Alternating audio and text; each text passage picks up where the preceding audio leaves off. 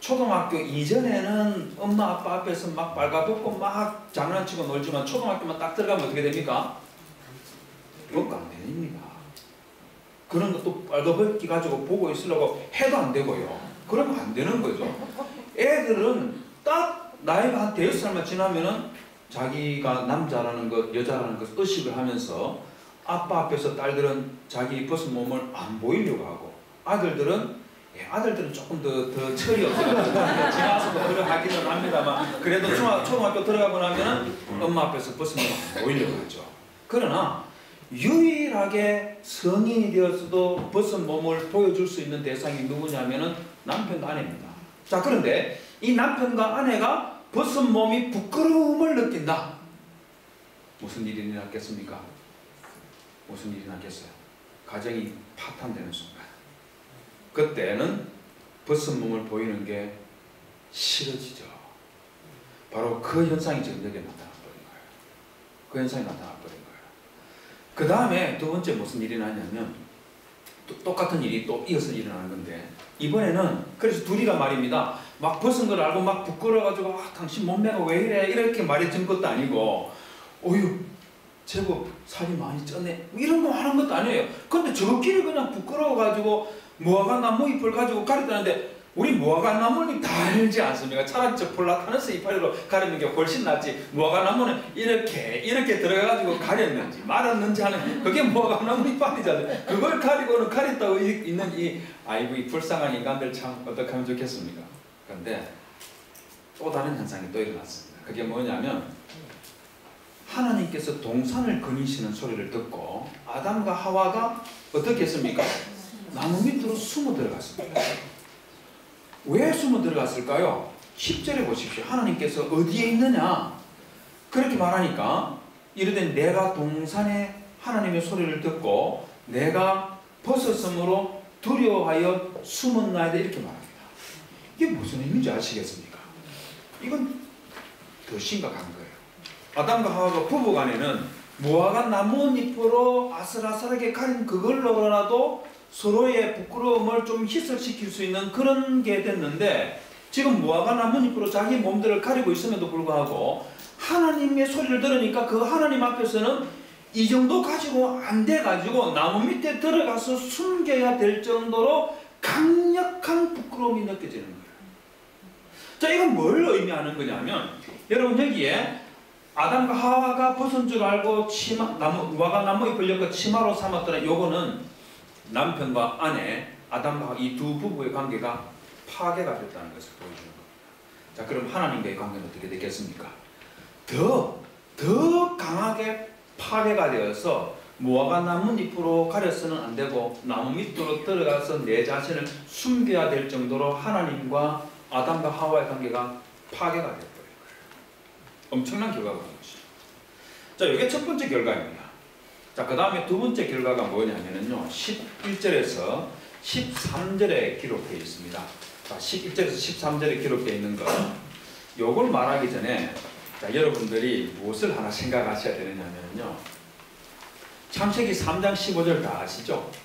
창세기 3장 15절 하면 뭡니까? 창세기 3장 15절에 기록된 내용이 뭐예요? 네. 여자의 후손은 내 머리를 상하게 할 것이요 너는 그의 발꿈치를 상하게 할 것이니라 하는 원시복음. 이게 창세기 3장 15절. 그러니까 그리스도의 십자가 사건과 관련된 메시지가 제일 처음으로 등장하는 것이 창세기 3장 15절이다. 이게 우리 다 그렇게 알고 있는 것들이죠. 자, 그런데 여기서 말입니다. 우리가 한 가지 강한 질문을 던져야 될 게 있어요. 그게 뭐냐면 미래에 우리를 선악과를 따먹고 원죄 속에서 태어나는 모든 우리들을 그 죄에서 구원해낼 그 메시아 있지 않습니까? 그 메시아를 누구의 후손이라고 하고 있죠? 여자의 후손이라고 했습니다. 아니 지금 창세기 3장에서 선악과를 따먹는데 주도적인 역할을 한 사람이 누구였습니까? 여자잖아요. 아까 제가 아담이 그 옆에 있었다고 하니까 아담이 문제가 있나 이렇게 생각 그러면 안 되는 겁니다. 선악과를 따먹은 건 여자가 한 거예요. 아담이 옆에 있었다는 것이 주도적인 역할은 여자가 한 겁니다. 그렇기 때문에 아니 선악과를 따먹고 원죄를 짓게 하는데 그런데 중요한 문제를 일으키는 게 여자 하와인데 왜 하와의 후손이라고 하지? 아담의 후손 또는 남자의 후손이라고 이렇게 말하는 게 훨씬 더 나은 게 아닌가? 왜냐하면 선악과 따먹는데 상대적으로 한 그릇 옆에 있었던 사람이 아담이니까 그렇게 말하는 게 더 낫지 않습니까? 근데 왜 아담의 후손이라고 하지 않고 남자의 후손이라고 하지 아니하고 여자의 후손이라고 할까? 애는 여자가 낳으니까 그런가 보다. 그런 거 아닙니다. 그런 거 전혀 상관이 없습니다. 왜 여자의 후손이라고 할까? 한 번도 생각 안 해보셨죠? 생각하셔야 되는 거예요. 왜 여자의 후손일까? 왜 메시아가 여자의 후손이라고 그렇게 말해야 되나? 생각해봐야 되는 거죠. 여기 답이 있습니다. 어떤 답이 있냐면 하나님께서 선악과를 따먹은 아담과 하와에게 11절에서 묻습니다. 이르시되 누가 너의 벗었음을 네게 알렸냐? 첫 번째 물은 게 너 선악과 따먹었지? 너 이제 네 죽는다? 하나님 이만 하는 게 아니고요. 누가 너의 벗었음을 네게 알렸느냐? 이게 첫 번째 하나님의 질문이었습니다. 그만큼 심각한 거예요. 그러자 내가 네게 먹지 말라 한 그 나무 열매를 네가 먹었느냐? 이렇게 물으니까 아담이 12절에서 답을 합니다. 아담이 이르되 하나님이 주셔서 나와 함께 있게 하신 여자 그가 그 나무 열매를 내게 줌으로 내가 먹었나이다. 진실입니까? 거짓입니까? 진실이죠. 진실인데 이 진실은 진실이 아닙니다. 왠 줄 아십니까? 왜냐하면 여기서 지금 아담이 선악과를 따먹은 걸 이 문제를 책임을 전가시키고 있어요.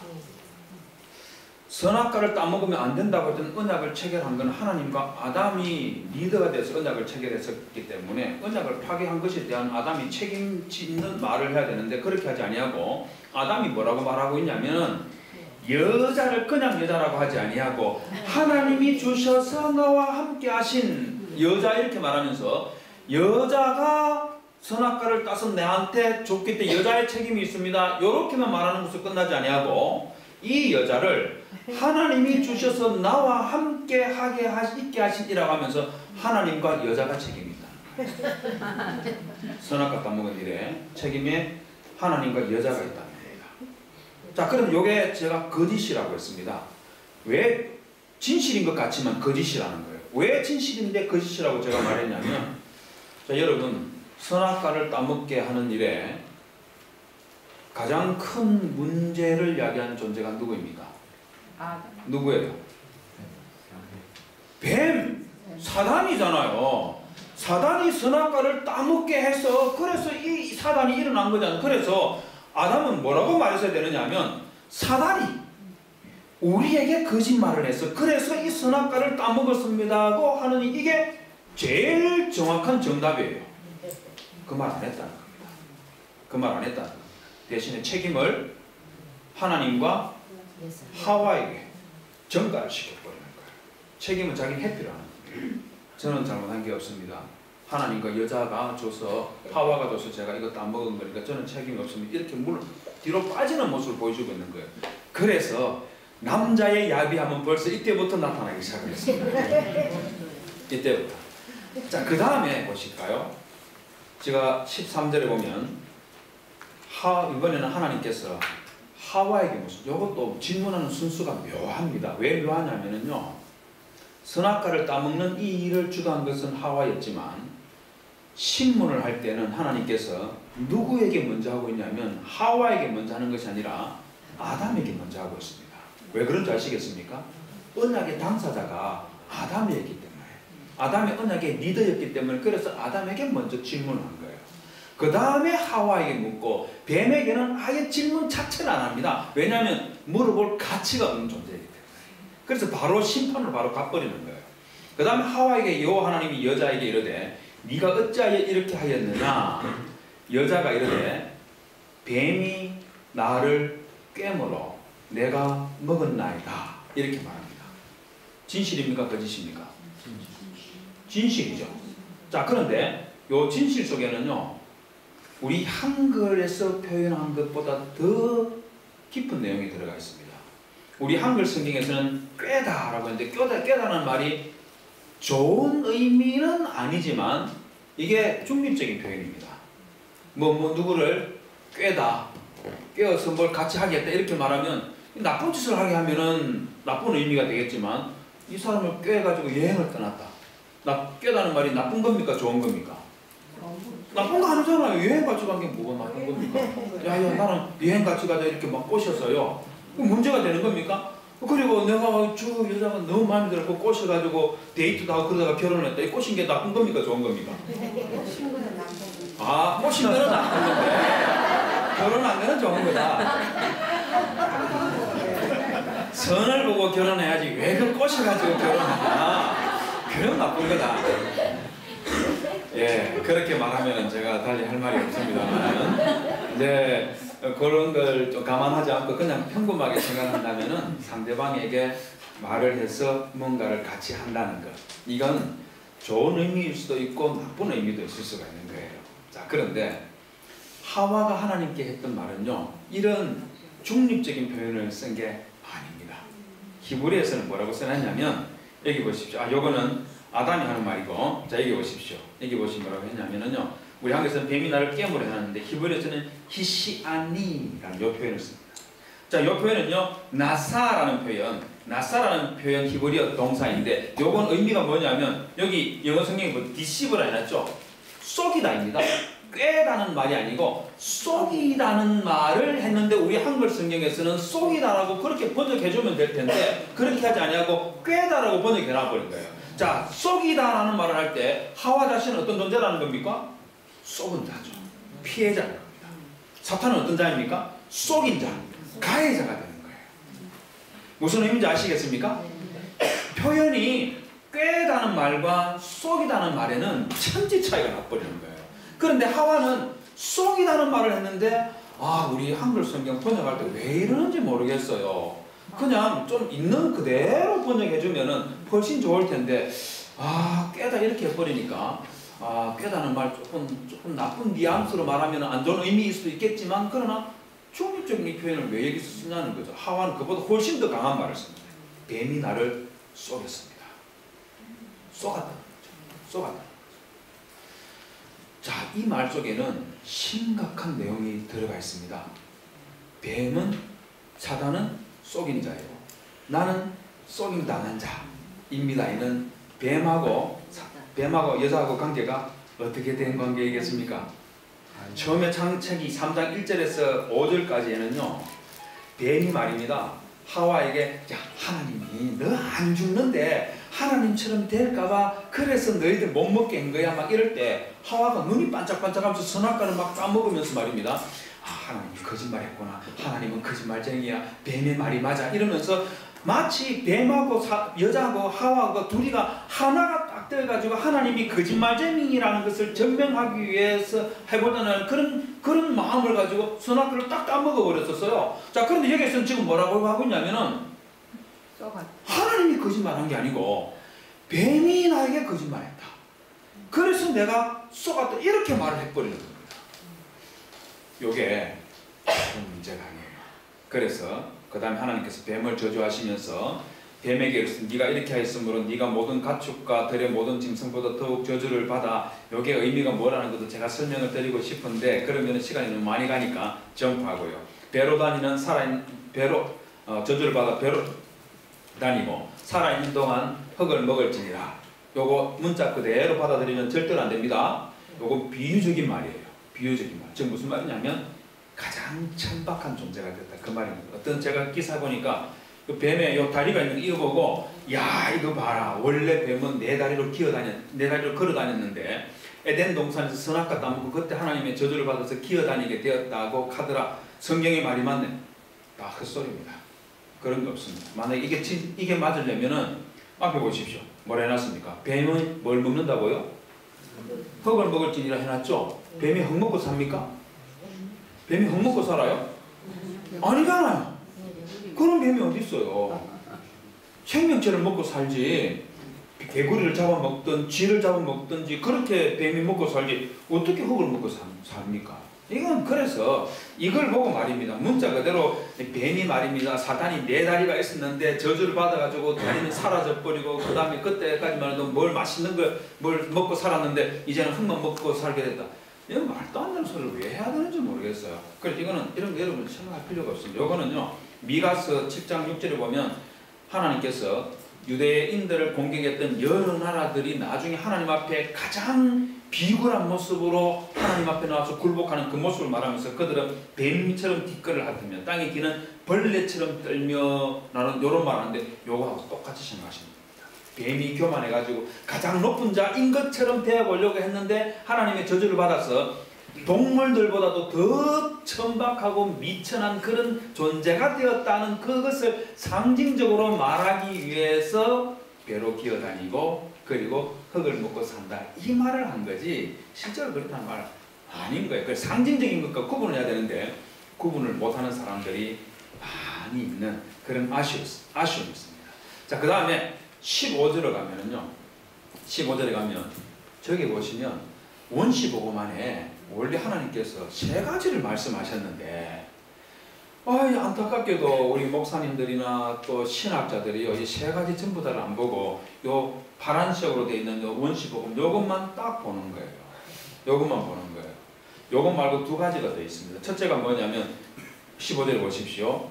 제일 먼저 15절에서 말씀하시는 저주의 징벌의 결과가 뭐냐면 내가 너로 여자와 원수가 되게 하고 누가 원수가 됐다고요?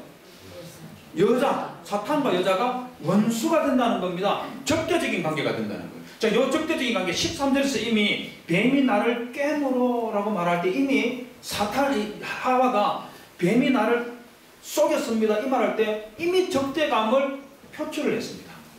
그걸 하나님께 그대로 더 강조를 해서 너와 여자는 이제 원수다. 이렇게 말씀하시는 거예요. 이게 여기 이제 첫 번째이고 그 다음에 이게 중요한 거예요. 그래서 여자가 왜 여자의 후손이라고 했느냐. 뱀과 원수가 됐다는 것은 하와가 누구에게로 마음이 바뀌었다는 것을 보여줄까요? 누구에게로 마음이 바뀌었습니까? 하나님이 거짓말쟁이라는 것을 증명하기 위해서 뱀에게 달라붙었다가 뱀이 거짓말했다고 느끼는 순간에 하와의 마음은 어떻게 했다는 겁니까? 뱀하고는 멀어졌고 하나님께로 가까워졌다는 이 말을 직접적으로 하고 있지는 않지만 그 가능성을 보여주는 그런 모습이 바로 너로 여자의 원수가 되고 네 후손, 여자의 후손을 말하게 되는 배경이 되는 것들입니다. 자, 그러면서 2번째로 하는 게 뭐냐면 네 후손도 여자의 후손과 원수가 된다는 겁니다. 자, 첫 번째 했던 것은 뭐냐면 하와인 여자와 뱀이 원수가 되는 것 첫 번째. 그 다음에 2번째는 너의 후손이 누구일까요? 자, 여자의 후손은 누구이겠습니까? 여자의 후손은 누구일까요? 내 후손은 뱀의 후손이겠죠, 그죠? 뱀의 후손은 무슨 누구일까요? 막 뱀이나 들판에 뱀 새끼가 뱀의 후손인 거예요. 그걸 지금 이야기하는 거예요? 아니에요. 내 후손, 뱀의 후손이라 불리지는 네 후손, 아담과 하와가 낳는 자식이죠. 그런데 그 중에서 네 후손이라 불리는 존재들은 사단이 하나님을 거짓말쟁이라고 몰아가면서 하나님을 대적하는 이런 모습을 보였던 것처럼 똑같이 하나님을 대적하고 거역하는 그런 모든 존재가 네 후손 또는 뱀의 후손인 겁니다. 그럼 여자의 후손은 누구이겠습니까? 여자의 후손은 누구겠어요? 여자의 후손은 누구냐면 여자의 후손은 뱀의 후손이라고 불리는 자들과 반대로 하나님을 믿고 하나님을 신앙하고 하나님 말씀대로 살아가려고 하는 그 사람들이 여자의 후손인 거예요. 여자의 후손. 이렇게 둘이가 원수가 된다는 겁니다. 똑같은 아담과 하와의 후손인데 이 중에서 하나님을 정상적으로 잘 믿는 사람은 여자의 후손. 이 여자 말입니다. 하와의 후손. 왜 여자의 후손이라고 말했을까? 요것 때문에. 이미 이 속에는요. 뱀이 나를 속였다고 이런 말할 때에는 대놓고 말하기는 쉽지 않지만 하와가 어느 정도 회개라는 말까지 쓰는 건 조금 무리감이 있기는 합니다만은 그 비슷한 느낌을 가지고 있는 상태로 봐줘야 되는 거예요. 그래서 여자의 후손과 네 후손이 서로 둘이 종교적으로 신앙적으로 상반되는 개념이 이렇게 나와버려요. 둘이가 원수가 되리라. 그 다음에 원시복음이라 불리는 요거는요 또 다른 문제입니다. 왜 다른 문제냐면 여자의 후손은 네 후손의 머리를 상하게 할 것이오라고 하지 않고 내 머리라고 했습니다. 누구의 머리일까요? 뱀 또는 사단의 머리를 직접 상하게 한다 그 말인 거죠. 그 이름 이 네 뱀의 머리를 상하게 할 수 있는 그 존재인 여자의 후손. 그래서 메시아라는 것이죠. 그 세 가지 주제가 여기에 기록이 되어 있고 요것들이 이제 어떻게 되느냐면 창세기 4장부터 이제 본격적으로 여자의 후손과 뱀의 후손의 싸움, 충돌 이것들이 이제 전개가 되는 거예요. 그러면서 창세기에서 핵심되는 주제가 무엇이냐면 자 누가 여자의 후손인가? 즉 누가 선악과를 따먹고 타락하고 에덴 동산에서 쫓겨난 인류를 구원해낼 수 있는 여자의 후손은 누구일까? 이게 키포인트가 되는 거예요. 그게 신약에까지 쭉 오게 되는 겁니다. 이 엄청난 주제가 창세기 3장 15절에서 스타팅을 하는데 그 스타팅하는 여기에 여자의 후손 이 개념이 확 들어가서 자리를 잡게 됩니다. 자 그렇다 보면 여자는 그러면 회개 비스무리한 뭐가 있으니까 그럼 다 끝난 문제인가? 아닙니다. 여자에게 내린 징벌이 있습니다. 두 가지 징벌이 있어요. 첫 번째가 뭐냐면 임신하는 고통을 크게 더하리니 라는 게 첫 번째 고통입니다. 자 여러분 요거는 사람에게 있는 아주 특별한 고통이라는 거 여러분 아십니까? 짐승들도 출산할 때 힘은 들지만은요 사람이 아이를 낳을 때만큼 그렇게 고통스러워하지 않습니다. 저는 저희 집이 제가 이 시골에서 태어나서 시골에서 잤어요. 경북 고령이 고향인데요. 제가 초등학교 1학년 때 저희 집에 돼지우리가 있었어요. 소도 있었고 하루는 주일 저녁에 돼지가 새끼 날 때가 됐는데 저희 할아버지, 할머니, 어머니까지 전부 다 저녁 예배 드리러 가고 없고 애들만 남아 있는데 글쎄 저녁에 막 이제 해는 어두워졌고요. 그런데 새끼 날 거 대비하고 불도 이제 켜놓은 그런 상태였는데 갑자기 동생이 형 이리 와봐, 형 이리 와봐 이러는 거예요. 왜 이러니까 저기 봐 저기 돼지가 저기 뭐가 나오는 것 같아 뭐 이러는 거예요. 그걸 보니까 새끼가 나오겠는 거예요. 그 제가 놀래가지고 할머니가 이제 새끼 놓을 때가 다 됐다 싶어 준비를 해놓은 게 있었거든요. 이 천이라든지 그리고 실하고 파이 이런 것들을 준비해놨는데 제가 뭣도 모르고 막 새끼가 나오니까 막 들어가가지고 새끼 1000마리 나온 거 있지 않습니까? 제가 막 덜덜덜덜 떨면서 그 탯줄 끊겠다고 탯줄 끊겠다고 손을 막 덜덜덜덜 떨면서 자르려는데 이게 안 잘려져요. 왜 그러냐면요 이게 탯줄이 이게 질겨서 안 잘리는 게 아니고 겁이 나가지고 막 이래 하려니까 잘 안 되는 그러는 순간에 제 할머니가 도착해가지고 아이고 새끼 났나 이러면서 들어와서 제 가위를 받아가지고 탯줄 자르고 실로 이제 묶고 그리고는 새끼 받아내고 2마리, 3마리, 10몇 마리 낳았었어요. 그런데요 돼지가 새끼 10마리 이상 낳으면서 그냥 편안하게 꿀꿀꿀꿀꿀 이러고 그럴 때마다 한 마리 뭐 또 한 마리라고 이렇게 10마리가 계속 나오는 거예요. 계속 그렇게 나오는 거예요. 근데요 우리 보통 보면은 돼지 하면은 좀 이 더럽고 이런 것들 대명사지 않습니까? 근데 돼지 정말 귀여워요. 제가 처음 받았던 새끼라서 그런지 내 새끼는 아니지만 그거 내가 손으로 받아서 그런지 몰라도 얘가 얼마나 이쁜지요. 이게 돼지 새끼 있지 않습니까? 한 달째까지는 너무 귀엽습니다. 정말 귀여워요. 더 자라면 이제 더러워지고 그러는데 한 달쯤 됐을 때 정말 제가 그 돼지 팔려 나갈 때 제가 얼마나 울었는지 모릅니다. 내가 받은 새끼 그게 귀여워가지고 이랬었는데 근데 사람은 아니지. 그렇지 않지 않습니까? 제가 이제 제 둘째 아이 태어날 때 미국에서 태어났는데 미국 병원에 가서 남편이 아내 옆에서 출산 과정들을 다 같이 함께 합니다. 그때 제가 둘째 아이 놓고 제가 다시는 아이를 낳지 않으리라. 딸만 둘이었는데 둘째 아이가 큰 애도 딸이었고 둘째도 딸이었는데 둘째 낳을 때 첫째 낳을 때는 안에 안 들어가보니까 몰랐는데 둘째 태어날 때 옆에 지켜보면서 다시는 둘이면 충분하다. 딸 둘이면 제가 장손이거든요. 종손이라서 딸 둘 놓고 안 낳는다 하니까 집에서 난리가 났습니다. 안 된다. 저희 어머니께서요 10년 이상을 기도를 했습니다. 그래가 결코 셋째가 나왔다는 거 아닙니까? 셋째 아들이 나와버렸습니다. 제가 아들 셋째 임신했을 때 큰일 났다, 이거 어떡하나, 또 딸이면 안 되는데 어쩌다가 임신을 하게 됐을까 이랬는데 정말 감사하게도 아들이 태어났습니다. 그러자 저희 어머니께서요 바로 1,000만 원을 보내오면서 아들 낳았다고 수고했다고. 제 딸 둘 낳았을 때는 100만 원도 안 줬어요. 세상에, 권사님 이러면 안 되는 거 아닙니까? 딸 낳았을 때도 용돈 좀 주시고 그래야 해야 되는데, 딸 낳았을 때는 모른 척하고 있다가 아들 딱 낳을 때는 내가 네 몰래 10년 기도했다 이러면서 1,000만 원을 딱 주면서 애 잘 키워라 이러시는 거예요. 저야 감사하게 잘 받기를 받았습니다만, 어쨌든 제가 그때 둘째 태어날 때 아내가 고생하는 거 보면서 정말 그 출산의 고통이 이렇게 엄청난구나 하는 것을 그때 절실히 깨달았어요. 그 고통을 여기서 더해주지. 이게 바로 선악과를 따먹은 그걸로 인해서 여자들이 받게 되는 첫 번째 징벌. 그 다음에 두 번째 징벌이 있습니다. 두 번째 징벌이 뭐냐면, 너는 남편을 원하고 남편은 너를 다스릴 것이니라, 이렇게 되어 있습니다. 이게 무슨 의미일까요? 남편을 원하다. 이게 무슨 의미일까요? 남편을 사랑하고 사모하고 그러는데 이 못난 서방이 말입니다.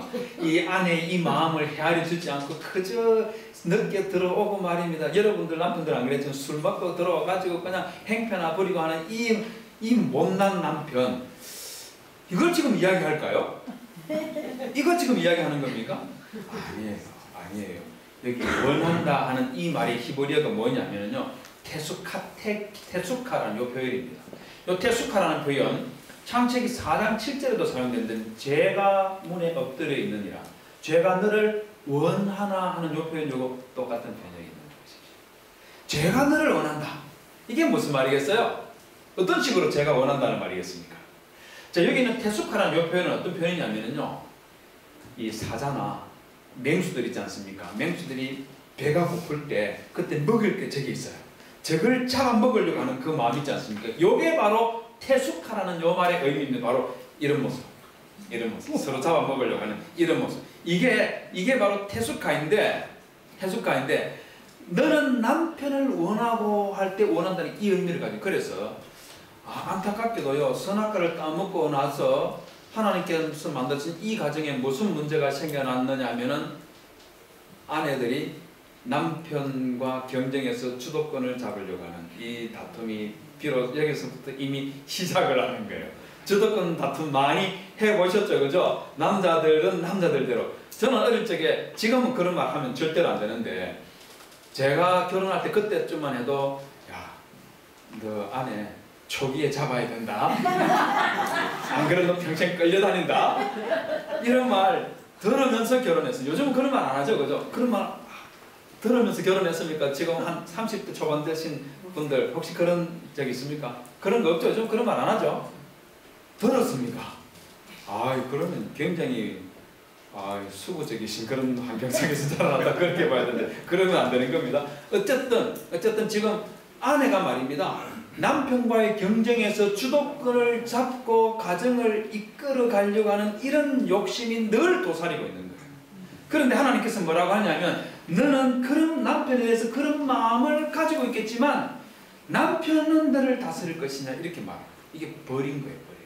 자, 그래서 이것도 너는 남편을 원하고 하는 이 문제가 왜 생겨났냐면은, 아까 사단이 왜 여자를 데리고 여자를 유혹해서 선악과를 따먹게 했냐 할 때, 창세기 고린도전서 11장 이야기했던 거 기억나시죠?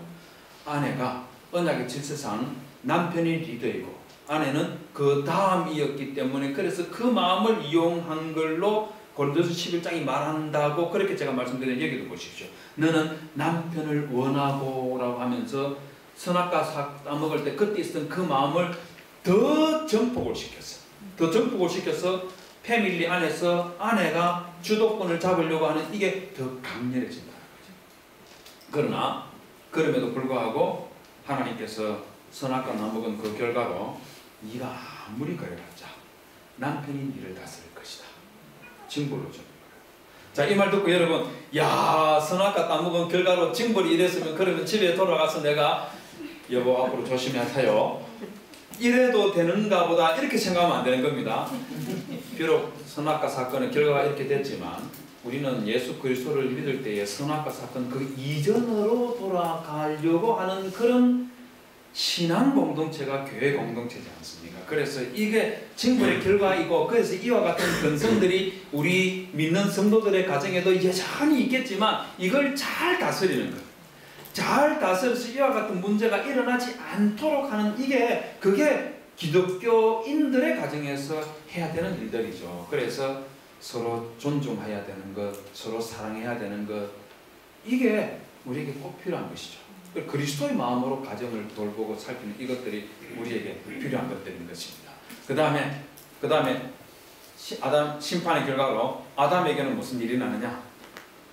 네가 먹지 말라고 선악과의 열매를 먹었은적을 여러 번 말합니다. 먹지 말라, 먹었은적, 먹으리라, 먹을 것을 먹으리니 계속 반복을 하면서 땅은 너로 말미암아 저주를 받고 너는 평생에 수고하여야 된다.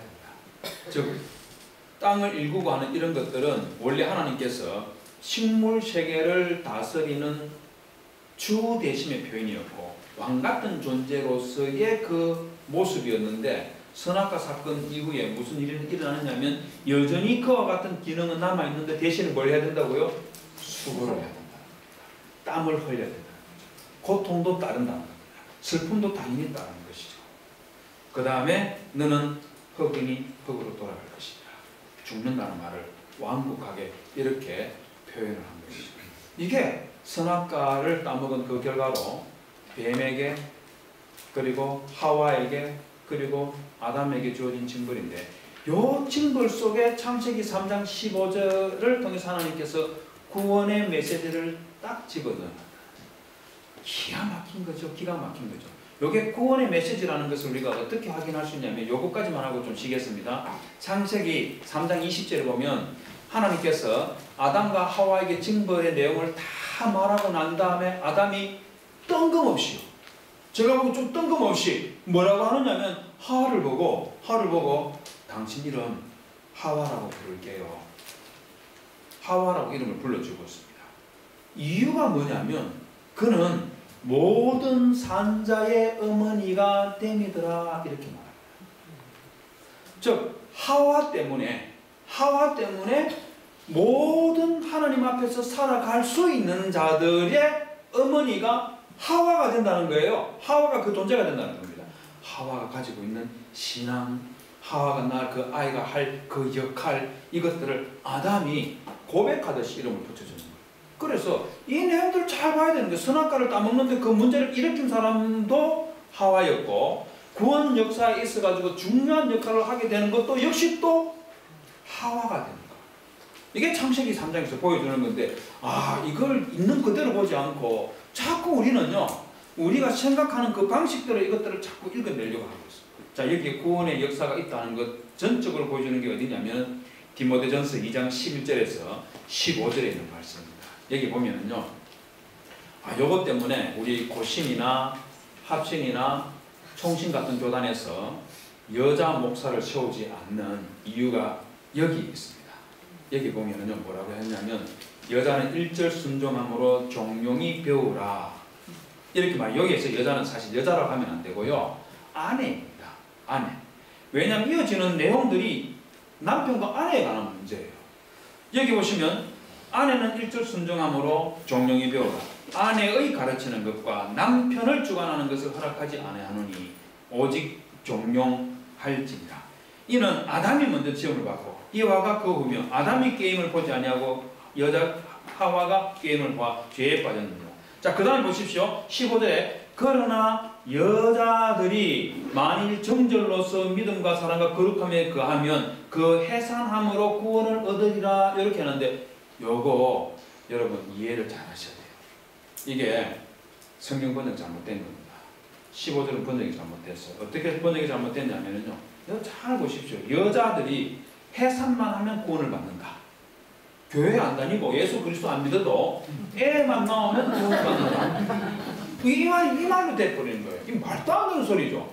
아니 그러면 여자분들 교회 못 다니겠습니까? 우리 권사님들 지금까지 신앙생활 열심히 한 거 다 왜 그거 하십니까? 애 출산 안 했으면 모르겠는데 교회 다녀야 되겠는데 출산했으면 다 구원 받는다. 다 구원 받는다. 말도 안 되게 번역을 이런 식으로 하는 거예요. 요 번역 어떻게 되느냐 하면 헬라 요 부분 때문에 소세 세타이라는 요게 에타이 같은 요거는요 여자들이라고 번역하면 안 되고 여자는 이거 이 여자에 해당되는 게 누구냐면 영어에 she에 해당되는 거예요. 여자는이라는 말도 없습니다. 그냥 she will be가 되는 거예요. 그럼 여기서 she의 3인칭 여성 단수에 해당되는 she가 누구겠습니까? 하와는 그러나 she will be saved through child bearing. 그녀가 아이를 출산함으로 구원을 받을 것이다. 이렇게 말하면서 사실상 이것의 첫 번째 대사는 하와이고 하와에게 적용된 것을 보편 아내들에게 확장을 해놓은 게 디모데전서 2장 11절에서 15절에 있는 말씀인데 번역을 이런 식으로 해버리니까 마치 말입니다. 모든 보편 여성들의 문제인 것처럼 이런 식으로 돼버린 거예요. 자, 어쨌든 여기서 우리가 뭘 확인할 수 있냐면 여자가 게임을 보아 죄에 빠졌느니라. 그러나 she will be 하면서 그녀 여자라고 했으니까 여기 아이를 낳음으로 구원을 얻으리라 한 요거 바로 창세기 3장 20절 말씀 때문에 생겨난 것들이라는 거예요. 요걸 보셔야 돼요.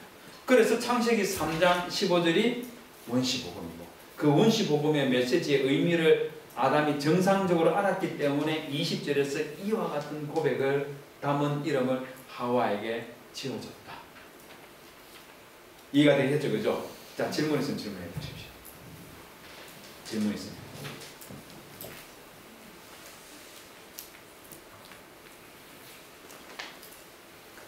우리 그 구약 선생들은요 강의할 때 정말 좋은 게 있습니다. 그게 뭐냐면 워낙 신학생들이 구약에 대해서 잘 모르니까 제가 강의하고 나면 참합니다. 신약 가르치는 과목에서는 신약 교수님들한테 교수님 제가 알기로는 이랬는데 우리 목사님은 이렇게 말하던데 막 이러면서 막 질문을 합니다. 그런데 제가 딱 강의를 하지 않습니까? 히브리어고 이렇고 저렇고 저렇고 하고 나면은 잠잠해요. 왜 그렇겠습니까? 히브리어를 모르니까 질문할 능력이 없으니까 질문을 못 하는 거예요.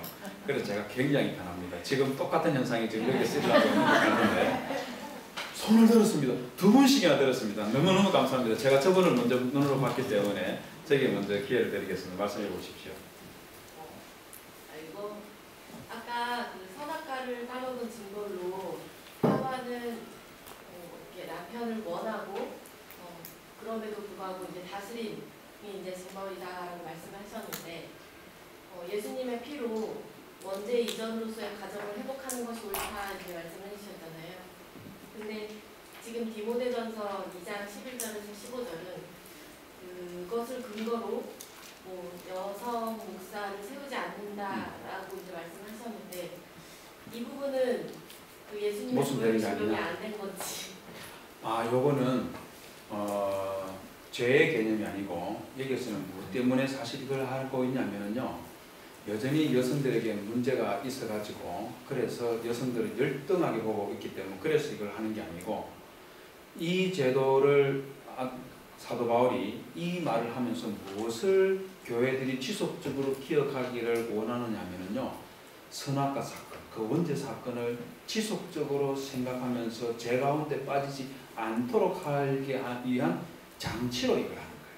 그래서 여자 목사를 세우지 않는 요게 여성의 뭐랄까요? 여성이 남자보다 좀 못하는 게 있다. 이런 개념이 전혀 아니고 오히려 남자들이 여자의 하와의 말 듣고 선악과 따먹었던 것처럼 그때 일어났던 이 일들이 재현되는 것을 일상생활에서 자잘하게라도 일어나는 것을 방지하기 위한 그런 차원에서 지금 이게 지속적으로 이와 같은 내용이 적용이 되는 거지.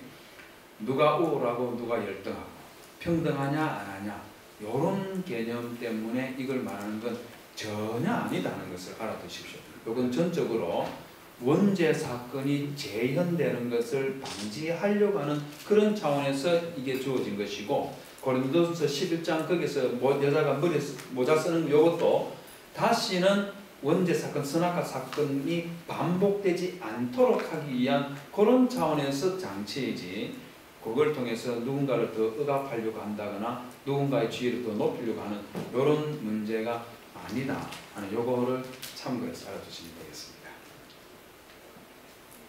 질문하시겠습니까? 혹시 같은 질문이십니까? 네, 제가 조심스러운 질문이긴 한데요. 하와가 왜 사탄에게 이런 질문을 받았을까? 선악과에 대해서 그 부분에 대해서 설명하실 때 아담이 솔직히 목사님이 쓰시는 단어들이 조금 새로운 단어들이라 이렇게 바로바로 와닿지는 않았는데요. 언약의 질서에서 약속을 하신 건 약속의 대상은 아담이었고 하와는 그 질서의 밑에 있었기 때문에 그 상태가 솔직히 선악과를 먹기 직전이었는데도 그 상태를 하와가 만족하지 못했다라고 제가 이해를 했어요. 맞습니다. 그러면은 창조하신 하나님 그 창조 에덴 동산에서 그러면 하와는 아담과의 그런 관계에서 불만족이 있었나? 이게 단어가 제가 맞는 건지 모르겠지만 그게 되게 조심스러운 거예요. 그거를 지금 사탄이 사용했다라고 하시니까 이거 좀 하나님은 창조를 하시고 만족하셨고 보기 좋다 하셨고 완벽하다 하셨는데 그 지은 사람 안에 그 만족함이 없다라는 건 무엇이라는 질문이에요. 충분히 무슨 말씀인지 제가 이해가 됩니다. 그런데 우리가 하나님께서 사람을 만들었다고 하나님 보시기에 매우 좋았더라 이렇게 말할 때 그 좋은 모습이 있지 않습니까? 그게 어떤 모습이면 가장 최상의 모습일까요? 그게 어떤 모습이면 최상의 모습이겠습니까? 많은 경우에 우리가 하나님께서 사람을 만들 때 선악과를 따먹지 않고 죄를 짓지 않는 그런 이상적인 상태로 만들어 놨더라면 얼마나 좋았을까 이런 생각을 하는 경우들이 들어있죠. 그죠? 자, 그런 상태에 있는 존재는 누구냐 하면 어떤 존재들이나 그게 가능하냐면 로봇나 가능합니다. 로봇나 사람이 프로그래밍한 그대로 딱 움직이 그 틀에서 못 벗어나죠. 자, 그런데 그러는 순간 이 로봇은 완전하지가 않습니다. 왜냐하면 자기의 의사대로 할 수 있는 게 아무것도 없으니까. 그런데 하나님께서는 사람을 만들 때 로봇으로 만들지 않고 그보다도 더 훨씬 뛰어나게 인간에게 자유의지를 심어주신 거예요. 자발적으로 내가 뭔가를 할 수 있는 존재, 자발적으로 내가 선택할 수 있는 존재, 자발적으로 생각할 수 있는 존재. 그래서 이걸 보고 이게 좋은 건지 나쁜 건지 선악과를 하나님께서 말씀하셨다는 것 자체가 뭐냐면 이미 아담과 하와는 선과 악이 무엇인지 아는 상태로 창조되었다는 걸 의미하는 겁니다. 선악과를 따먹은 그 뒤의 일이지만 옳고 그른 게 무엇인지를 부분적으로 알 수 있었고 그래서 하나님께서 이건 옳은 것이다. 이건 잘못된 것이다. 이렇게 말할 때에 그걸 알고 받아들이고 판단할 수 있는 그런 존재로 사람이 만들어진 거예요. 그렇기 때문에 감정의 문제도 동일하게 사람에게 있었다고 봐야 되는 거죠. 그럴 때에 하와가 언약의 대표가 아니고 아담이 대표였을 때에 그때에 사람으로서 하와의 감정 노선에 생겨나는 문제 이것들 매우 자연스럽게 일어날 수 있는 것들. 만약에 그게 일어나지 않는 것이 이상적인 상태라고 생각하신다면 물론 그렇게 생각할 수도 있긴 한데 그건 로봇에게나 일어나는 일이고 하나님께서는 사람을 그런 존재로 만들지 않고 자유의지라는 이 신비막측한 그래서 감히 이 좁쌀만한 존재가 자기 자신을 하나님인 것처럼 뭔가 해보려고 하는 이런 생각들이 있지 않습니까? 아까 보십시오. 사탄이 네가 선악과를 따먹으면 하나님처럼 될 줄 알고 못 먹게 했다 이렇게 말하니까 하와가 다 먹잖아요. 그럼 뭘 의미하겠습니까? 하와의 마음속에 그 욕구가 꿈틀거렸다는 거죠. 꿈틀거렸다는 거죠. 그게 인간입니다. 이거에 없는 상태면 얼마나 좋겠습니까마는 그런 하나님께서는 정말 신기하게도 어떤 면에서는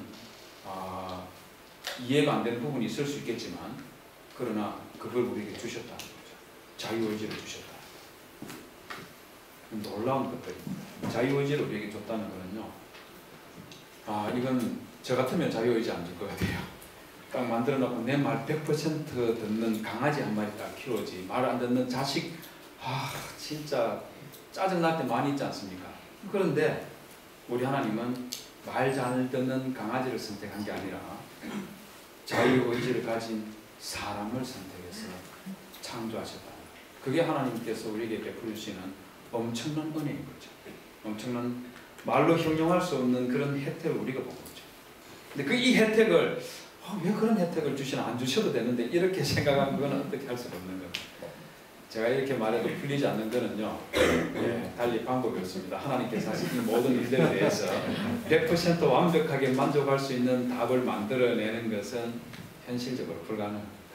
이게 이해를 못하는 게 어떻게 보면 지금까지 들어왔던 하나님의 완벽함, 그리고 하나님이 아까 목사님께서 말씀하셨던 윌템의 신라원 같은 경우 거기에 더 영향을 받았지 않냐는 말씀을 하셨던 것처럼 저희에게 이렇게 많은 신학자들이 있고 목사님들이 계시는데 그런데도 불구하고 일반 성도들이 이 창세기를 읽을 때 딱 드는 어떤 그 생각, 그건 왜 그러면은 신라원에 더 영향을 받을 수밖에 없는 상황이 되었을까라는 생각도 예, 안타깝지만은요, 목사님들도 설교를 준비할 때에 끌리는 것들이 있습니다.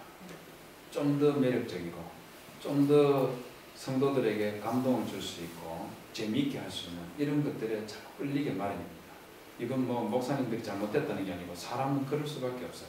그러다 보니까 밀턴의 신라곤이 정말 매력적이거든요. 설명들이. 그러다 보니까 밀턴의 신라곤 이후에 대부분의 교회 목사님들은 그쪽으로 다 빠져가 버렸습니다.